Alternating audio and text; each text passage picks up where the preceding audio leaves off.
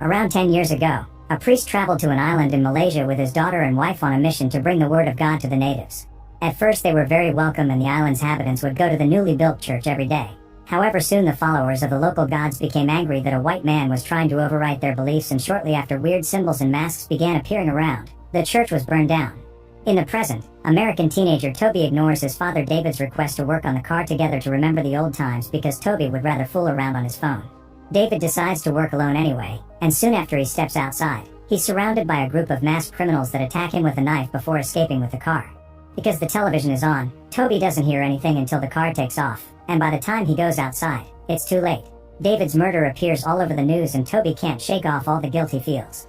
His mother takes him to see a psychologist who recommends a special program that takes traumatized people to an uninhabited island to give them time to think and go through serious introspection, and Toby accepts.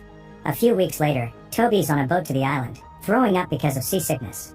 This makes him the perfect target for a prank in which he's hit by the sail and thrown into the water. After a whole day of sailing, Leader K explains each group member will be dropped on a different island, and they'll have to stay there for 3 days and 3 nights. They're given a sleeping bag, a tarp, a torchlight, some food, and a flare they must use in case of emergencies. The next morning, K drops Toby off and reminds him to be on the shore at the crack of dawn in 3 days. Seeing her leave reminds Toby of the night the police took his father's body, but then he forces himself to get started. He begins by making a very bad tent with the tarp while talking to himself to feel less lonely. Then he enters the jungle to pick up some wood. There are some coconuts on the ground that he tries to grab as well, but when he moves the vegetation away, he's shocked to find a dead monkey that reminds him of how he found David's body. He decides to return to his tent without the coconuts, only to discover another monkey has eaten half of his food. Then he tries to start a fire, but he fails and only manages to hurt his hand. Afterward, Toby walks into the water to see if he can catch some fish. He ends up accidentally stepping on some shells and hurting his foot, but at least he also finds some clams. His foot bleeds in the water and this blood reaches one of those mysterious masks at the bottom of the sea. Later, Toby uses his Swiss knife to open the clams and discovers it comes with a magnifying glass which allows him to finally start a fire. When night falls, Toby has the clams for dinner, but they make him feel sick. After throwing up, Toby walks into the jungle with the torchlight to look for those coconuts in order to have a drink, but when he finally finds them, he hears someone running behind him among the trees.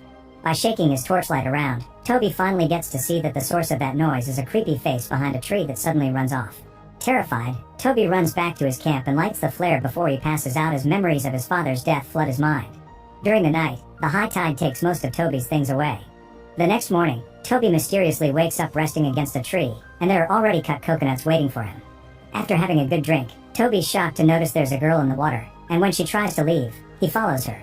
The girl suddenly turns around with a knife in hand, but it turns out she doesn't want to attack Toby. She's just following the sound of an animal trapped in one of her many traps.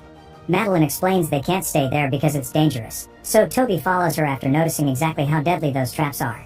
He has lots of questions for Madeline, but she doesn't talk except to share her name. They make it to a dam that was built by missionaries, and Madeline starts a fire to cook her catch and share it with Toby. When they're done, Madeline announces she's going home and that Toby can't follow her. Toby tries to anyway, and Madeline suddenly takes her knife out again, but it's to kill a snake that almost kills Toby. Before leaving for good, she advises him to stay close to the fire because it keeps the animals away, and Toby follows her instructions, falling asleep inside a makeshift shelter that was already on the dam. That night, one of his dad's killers finds Toby and attacks him, but it turns out to be just a nightmare. Now awake, Toby notices the fire's out and tries to start a new one, getting nervous as he keeps hearing noises in the darkness. Thinking it may be Madeline, Toby enters the jungle and finds some thread that shakes some weird decorations on a tree when he pulls it. The creepy figure appears behind Toby and tries to come closer, but as soon as Toby turns around, the creature is gone. The next morning, Toby wakes up in the shelter to find Madeline already cooking breakfast. She notices the wound on his foot and takes him with her to find a special plant that will help with it. She also shares she's been on this island since she was a child and it's only her and her mother left because her dad died. When they find the plant, Madeline applies it to Toby's wound, explaining you can't eat it unless you want to fall asleep. When she puts a bit of it on Toby's lip to prove her point, Toby realizes his lip's now numb. The teens spend the day together, and Madeline teaches Toby all she knows about surviving on the island, from fishing to making a shelter. In return, Toby tells her about things like high fives and the internet. When night falls, Madeline has to leave again, and Toby notices she's going in the direction of the tree with the weird decorations. Madeline leaves him a spear she made so he can protect himself and explains that if he comes with her, her mother will kill him. She promises they can see each other again in the morning, but Toby explains they'll pick him up at dawn and this hurts Madeline, who feels she's being abandoned. Madeline runs to her home in the tree and Toby stays behind to try to talk to her, so when Kay arrives at the beach at dawn, She doesn't see the boy anywhere. Kay could hear Toby yelling Madeline's name and enters the jungle with her torchlight out to find him. But when she begins hearing weird noises among the trees, she trips and falls, losing the torchlight in the process. Suddenly, Kay finds herself blinded by her own torchlight, but when she comes closer to see if it's Toby, the light goes out and the torchlight is thrown on the ground. When Kay reaches out to grab it, she notices two glowing eyes in the dark, and without notice, a paw appears on top of her hand. For a few minutes, the only noise in the dark is Kay screaming. The next morning, Toby wakes up realizing he fell asleep while calling out for Madeline, so he must rush to the beach, but he finds it empty. He sits to wait just in case anyway, and after a few hours, he notices a life buoy floating around. When he enters the water, he finds a whole trail of objects, and he follows it to find Kay's boat floating upside down. To his surprise, Madeline's mother is swimming out of it with Kay's supplies. Once the woman is out of sight, Toby swims inside the boat to investigate and finds two flares inside a cabinet, but to his dismay, he finds also Kay's body behind a door. Terrified, Toby begins swimming away before he runs out of air, only to get his clothes stuck on another door. Fortunately, he manages to untangle them and return to the surface just in time. Afterward, Toby enters the jungle and finds Kay's torchlight with a weird scratching mark on it. Using this torchlight, he decides to go through the entrance of Madeline's tree and discovers a rocky tunnel filled with bats and weird noises. The creepy creature approaches him from behind again and makes Toby drop the torchlight, leaving him in darkness. The noises begin getting closer, so Toby searches the ground until he finds the torchlight and turns it on again, which allows him to suddenly see some really creepy drawings on the walls. Moments later, Toby finds the end of the tunnel and comes out to find what is left of the old burned church. He also hears a goat bleating, and when he goes to check, he finds Madeline's mother killing it for food. Then he keeps looking around and finds the cabin where both women live. Inside, he finds Kay's empty bag, a box with 3 passports, and an old picture that indicates Madeline and her mother are the family that came with the priest all those years ago. There's also a can of gasoline, and most importantly Kay's radio, which Toby immediately uses to call for help.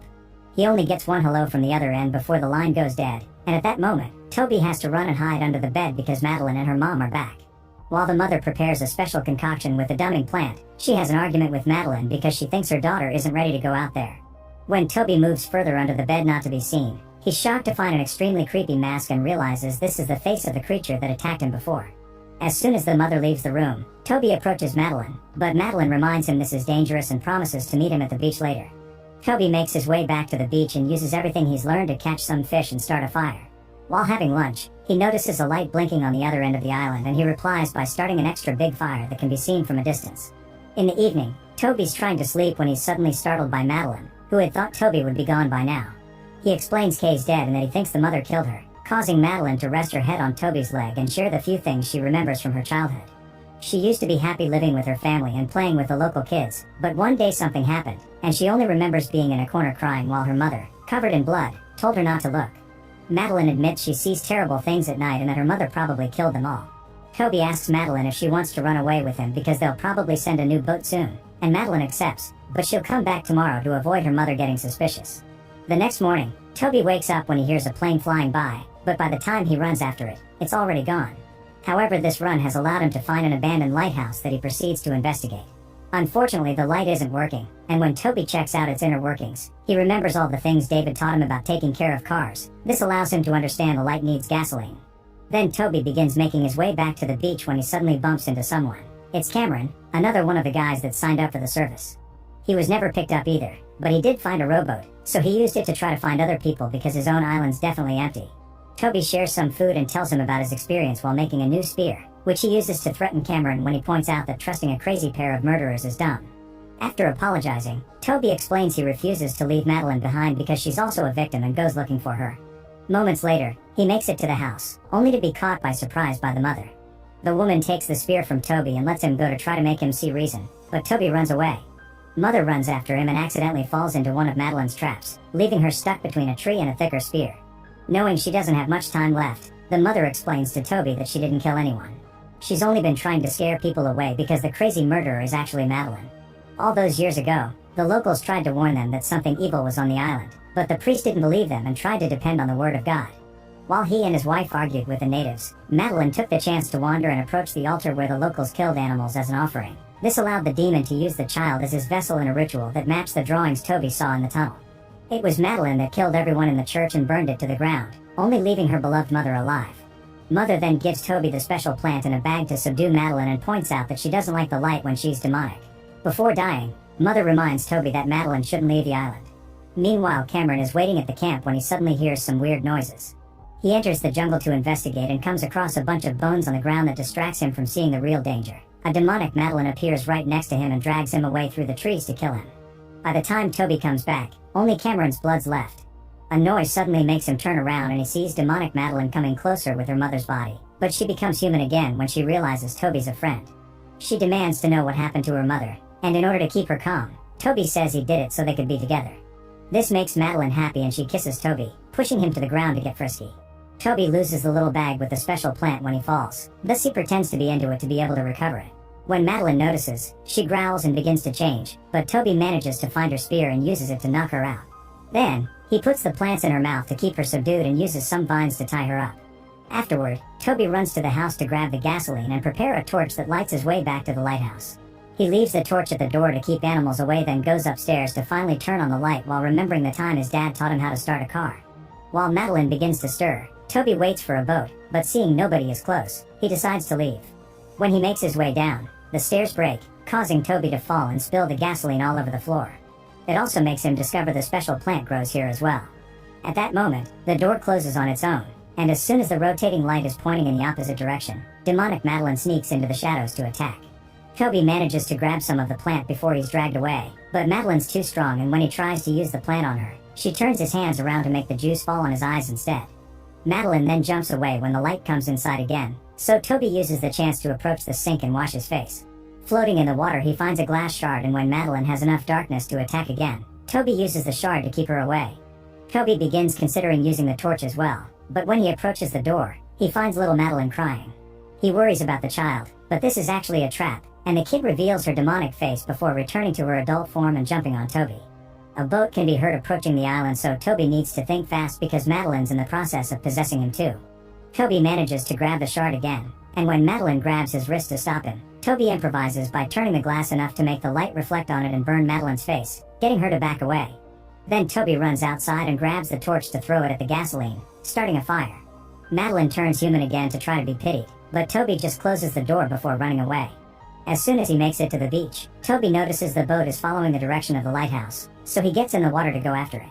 Unfortunately, he isn't heard when he cries for help, and the noise allows demonic Madeline to sneak behind him and finally kill him. A few moments later, the rescuer leaves the island with Madeline aboard, believing her to be the person that turned on the lighthouse. As soon as the man is distracted, Madeline reveals she's still possessed and will cause more trouble in the city soon. Make sure to subscribe and turn on notifications so you can watch more videos like this. Thanks for watching.